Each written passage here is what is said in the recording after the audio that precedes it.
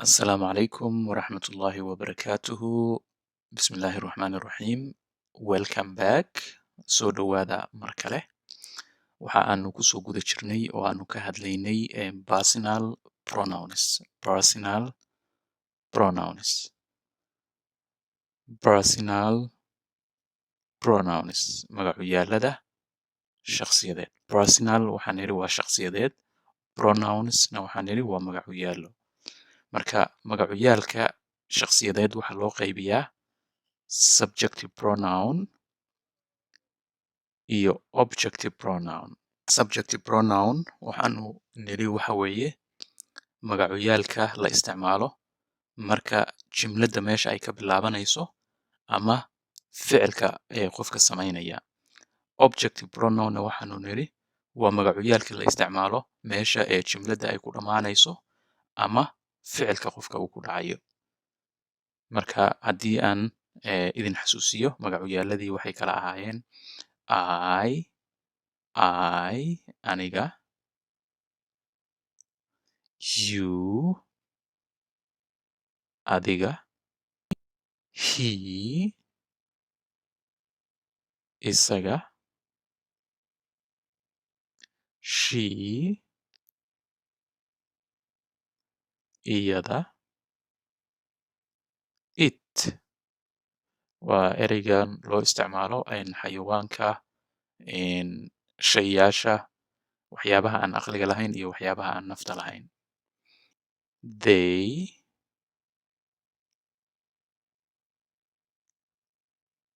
iyaga, we,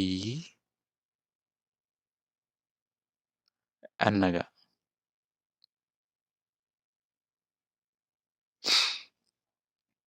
I, marka ay subjective pronoun-ka marka ay tahay waxaa la isticmaalayaa aniga.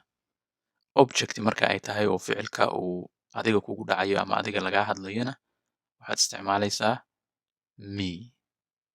Marka waxay isku beddeshay me. You isma beddesho oo waxay ahaanaysaa you. He, isaga, waxay isku beddelaysaa him, isaga. She, iyada, waxay isku beddelaysaa her, iyada. They, iyaga, waxay isku beddelaysaa them, iyaga. We, annaga, waxay isku beddelaysaa us, annaga.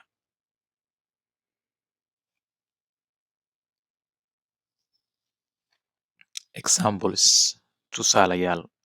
Examples, tusaalayaal.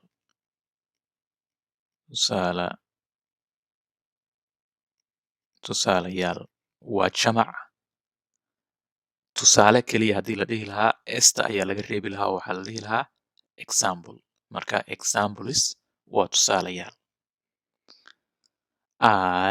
Aniga waxaan ahay a teacher, macallin.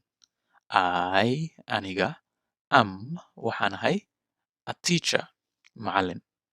You, adiga, waxaad tahay a student, arday. You, adiga, waxaad tahay a student, arday. You, adiga, aan idhaahdo you, idinka waa jamactan. Waxaad tihiin students, arday. You, idinka, waxaad tihiin students, arday. It is a book. Waa book. It is a book. Waa book. She is Mary. She, iyada, is waa Mary. Magaceeda ayaa Mary la yidhahdaa marka iyada waa Mary ayaad leedahay. He, isaga, is Tom. Isaga waxa weeye Tom. Magaciisa ayaa Tom la yidhaahdaa. He, isaga, is waxa weeye Tom.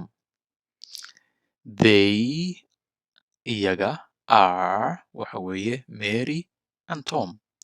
They iyaga are waxa weeye Mary and Tom. Tom iyo Mary weeye. We anaga are waxaan nahay students arday. We anaga are waxaan nahay students arday. Mary called me. Mary ayaa isoo wacday. Mary called me. Mary ayaa isoo wacday. She called me. Aan idhaahdo him. She called him. Iyada waxay wacday isaga. She iyada called waxay wacday him isaga. He isaga called wuxuu wacay her iyada. He isaga called wuxuu wacay her iyada. He called her iyada ayuu wacay. We call them. Annaga waxaan wacnay iyaga. We call them. We annaga called waxaan wacnay them iyaga. Tom called you. Tom ayaa ku soo wacay. Tom qofka la yidhaahdo called you. Adiga ayuu ku soo wacay. Tom called wuxuu soo wacay you. Adiga.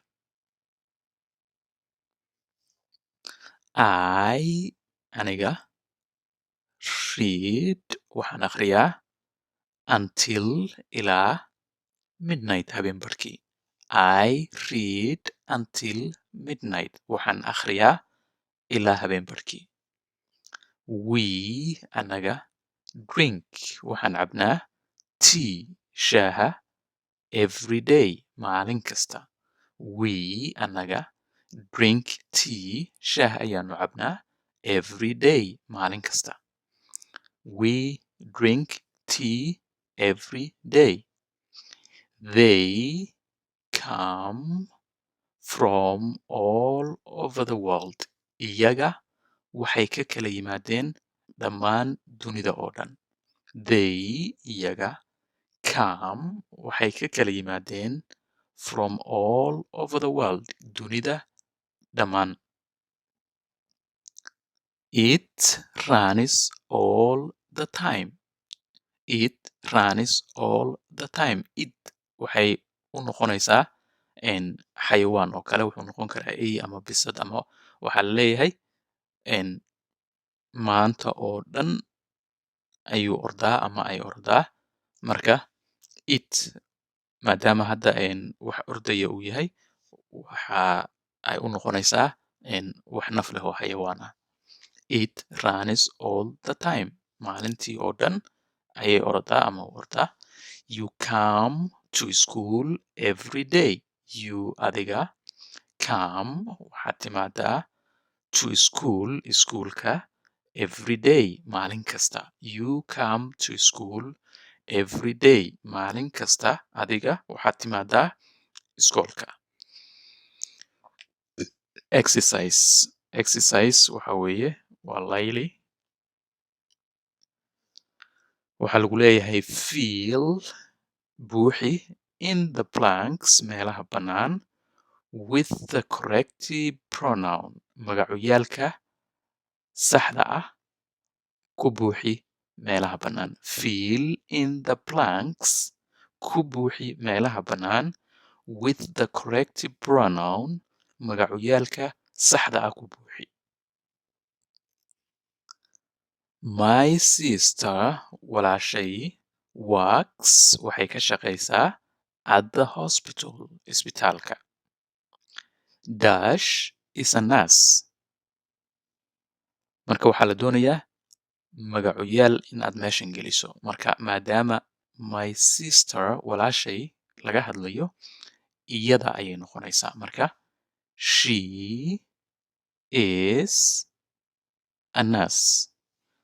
She is a nurse. Iyada waa kalkaaliso.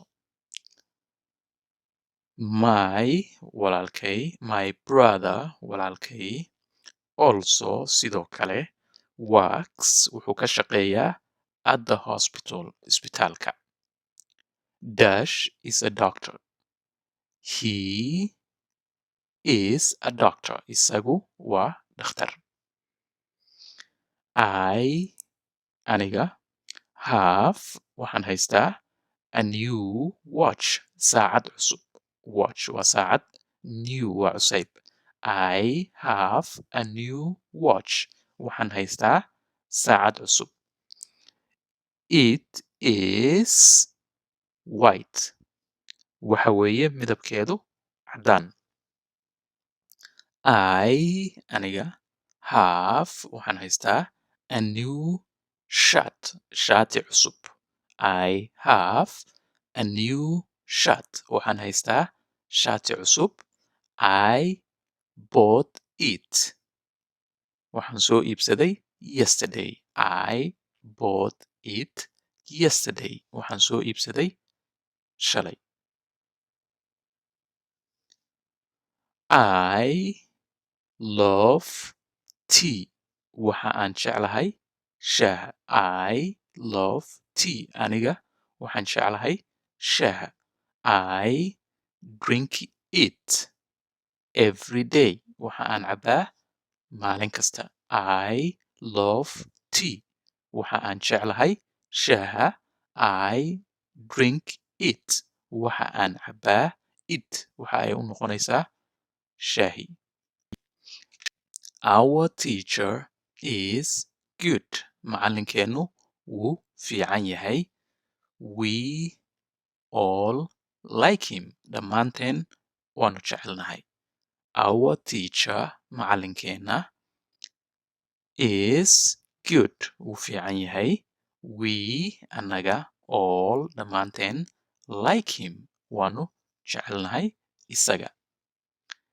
You work with me adiga waxaad ila shaqaysaa aniga. And iyo my brother walaalkay. You work with waxa aad la shaqaysaa annaga. You work with us waxa aad la shaqaysaa annaga. Who is that lady waa tuma marwadaasi. Who is that lady waa tuma marwadaasi. Do you know her miyaad taqaanaa iyada. Do you know her miyaad taqaanaa iyada. Who is that man. Who is that man waa kuma ninkaasi. Do you know him miyaad taqaanaa isaga. Do you know him miyaad taqaanaa isaga. Marka him tan waxay u noqonaysaa ninkii laga hadlayay. Man ayay u noqonaysaa isaga. Cashirkii maanta intaas ha inoo joogo inta aynu mar kale kulmi doono. Wassalaamu calaykum waraxmatullaahi